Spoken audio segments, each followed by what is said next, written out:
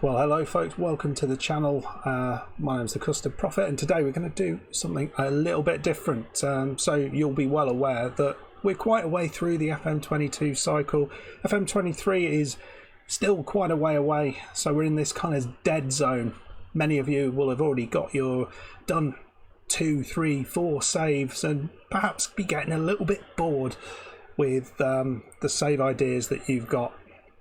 Never fear, I have got some ideas for you. So today we're going to be thinking about some weird and wacky Football Manager save ideas that you might want to try. We're going to do 5 of them. They're all kind of a little bit off the wall. I'd love to hear it if you try one of these and let me know how it gets on, or if you've got your own crazy ideas to throw into the mix. All that, drop that down in the comment. Also, make sure you hit a like on this video and subscribe to the channel for more Football Manager content coming up into FM23. Right then folks, we got these 5 save ideas coming up. What we got first? Well, let me pose a question, a dilemma if you will. In your mind, who is the greatest manager to have graced British soil, shall we say? So you're thinking Sir Matt Busby, Sir Alf Ramsey, Alex Ferguson, those sort of people, absolute legends? No, it's not quite right, is it? Maybe more recent legends, Jurgen Klopp and Pep. No, that's not right. What was that? Is that Brian Clough? Now you're getting closer. Yeah, that's right. As we all know, the answer to that question is Nigel Clough. Not quite Brian Clough, but it is Nigel Clough. And you'll be thinking quite rightly, well, you know, he's got a famous dad and all, but he never really managed anywhere big. You know, when he did manage, his tactics, yeah, they're perhaps questionable. He liked to tend to play players way out of position. A little bit of a domestic bias in the way he recruited. But for a Burton Albion fan like myself, it doesn't get better than Nigel Clough. So this is the Nigel Clough Journeyman. So there's some fairly simple rules to this save. Fairly simple rules. Rule number 1 is we're going to follow Nigel's closeness to home, shall we say, in terms of how he picked his clubs. He started off his managerial career at Burton, and he also moved to Derby and Mansfield, which are in the Midlands area. We're forgetting about the fact he went to Sheffield United, but that's not that far out of it. He's basically stuck in the Midlands. He can live in his house and he can sort of commute to these various places without too much trouble. So Nigel Clough Journeyman is basically a journeyman in the Midlands. You're not allowed to manage a club outside the Midlands in England. So there's some big clubs in there. You've got the likes of Aston Villa, West Brom. You've also got some Birmingham City, FM Llama's watching. Also got sort of slightly smaller clubs, likes of Coventry. Smaller now, they never used to be that small. Burton Albion, of course. Why wouldn't you go there? You can go further down the league, sort of likes of Crewe, Hales Owen, Hensford Town, Belper Town, Mickleover Sport. The Midlands is your oyster, folks. The Midlands is your oyster. But you've got to pick a team there. You've got to start off as low as you want and work your way up. But that's not it, because Nigel was not just about staying local. He had a few other quirks to the way he played football. And one of those quirks was the fact he had a very, very domestic based player bias. All the time watching Burton, it was always people Great Britain and Ireland and pretty much nowhere else. And then Jimmy Floyd came in and we had people from all over the world. It was madness. And didn't realise that such places existed. Our eyes were open. But Nige, he likes to stay local. So as part of this journeyman, that's what you've got to do. You're buying local. You've got to buy a nationality that is British or Irish. That's it. That's it. That's your player pool. You're going to have to use that youth team as well to get through this. Last little regulation, the other thing Nigel liked to do, he liked to take players with him. He didn't like players left at his previous club. He used to like to take, and he still does like to take a bunch of his players with him. So what you've got to do is when you move clubs, you've got to make sure that in your new club you always have 2 players that you've worked with at previous clubs in your squad at all times.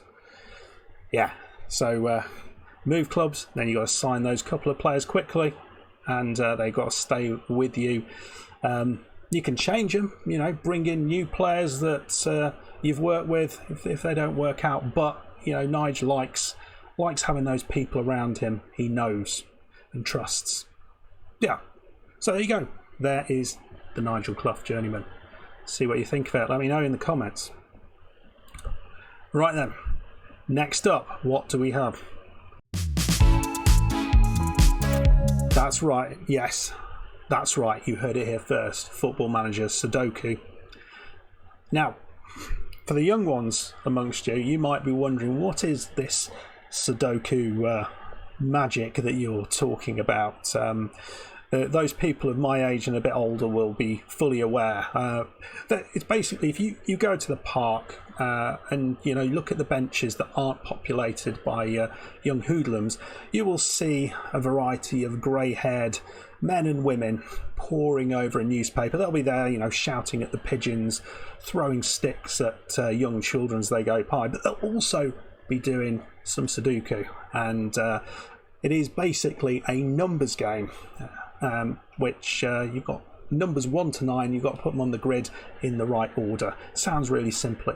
It's far from it, particularly when you get the extra hard ones. So how are we going to apply this to Football Manager? I'm hearing you. I'm hearing you saying that right now. Am I going to use the player numbering system somehow and use that as a way to select how we're going to be choosing our players, and then I've left a link down in the comments? No. Well, that's not what we're doing at all. No, it's much more simple than that. What is the golden rule of Sudoku? It is you need to have the right number in the right place. See where I'm going with this? Yes, that's right. You can only put players where they are most comfortable. When you're looking at the player profile, you want to make sure, and I'll show a screenshot up above, the green dot that's the greenest, that's the position they're playing, and the role that they play in that position is the one that's highest up the list. So yeah, can't put them anywhere else. That's where they have to stay. The only way you can change that is if you train them to be more comfortable in another position. Trickier, yeah. So if you've got players coming off the bench, you can't just put them anywhere.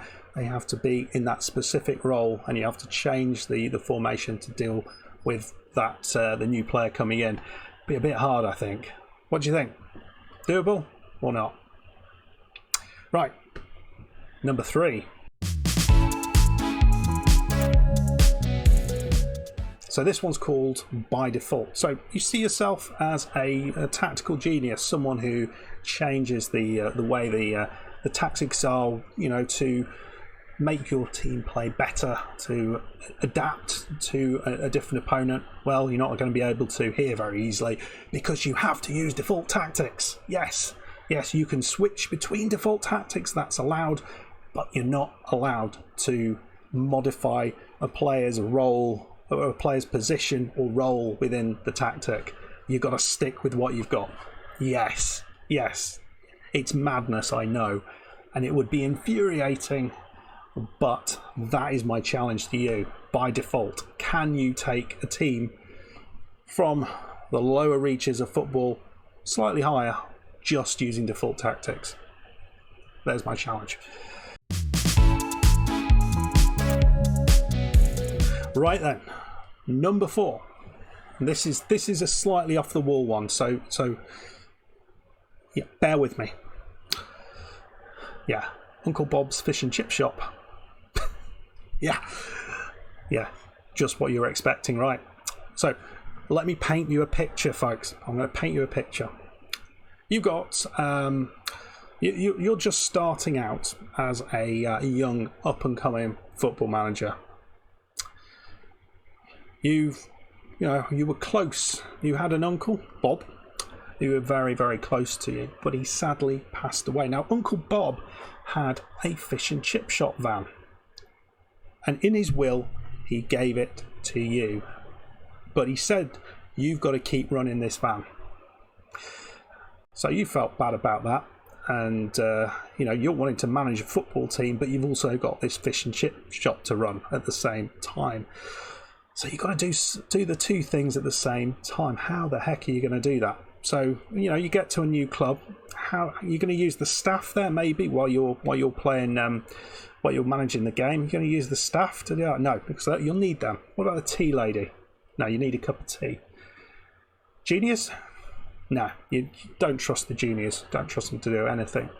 Now, you want men to run that fish and chip shop, men that you trust. And the only people that you trust who aren't really doing that much are the players on the pitch. So the idea is that you are going to have to sacrifice some of the players on the pitch to the fish and chip shop van. The way you're going to do that is at the start of each game, you'll set up the team, the best team that you can for the game that you're playing, and then you'll roll a dice. 1 to 6. The number that you roll is the number of players you will take out of the squad from the starting lineup. They can't sit on the bench, they have to go completely out the squad, and then you have to replace them with what else you've got. They're going to be working in the chippy. I mean, 6 people in a tiny chip van, who knew why you'd need that, but that's what's going to happen. So the challenge here is that you are going to pick a club using the restrictions that I've just described. You need to play a single season, and your goal is to beat the media prediction at the start of the season. So if you're predicted 12th, you've got to get 11th or better, even though you're possibly only playing for a large proportion of the season. You won't be able to play all of your best players. Bit of a random one, I know, but everyone loves Uncle Bob's Fish and Chips. I would love to see a YouTube series on this. That would be utterly magical, seeing Uncle Bob's Fish and Chip Shop YouTube series. Someone wants to do it, don't they? Right then, final one, and this is one I'm stealing from elsewhere, but I think it's kind of a nice one. Anyone been watching FM Llama's Mercenary Series? Well, yeah, this is the 1 season only Journeyman, and as with his series, what you've got to do is just spend a single season at each club, and you're going to move on. As soon as you have done a full season with the club, you move on. Now, the way I'm defining a full season, and I'm not sure if Llama does the same, is from the start of the season. So you've got to go from the beginning of a season to the end of a season. So if you move to a club halfway through, something like that, you get to finish off that season, and then you get a full season. That's what I'm giving you a bit of a break there. So how far can you go with this? Can you win anything using this crazy system? I don't know. That's up to you. Right, that's 5 crazy saves for you to go and try. Let me know in the comments if you fancy trying any of them. All the rules should have been on the screen as we went through, as I was sort of blathering through it. If you've got any questions or comments, leave them down below. I'd love to see some of those. If you've got your own ideas on crazy save ideas, drop them down below, and folks, have a read. Maybe there's some even better ideas down below. I can't believe it, but maybe there is. If you enjoyed this content, make sure you drop a like on the video. Subscribe to the channel as well. Make sure you don't miss out on any of the Football Manager content coming up. And also Tennis Manager content. If you've not tried any of those out, I've got a Tennis Manager 2022 series going on at the minute, which is very popular. So why don't you head over and have a watch of that. But I will see you on the next video. Goodbye.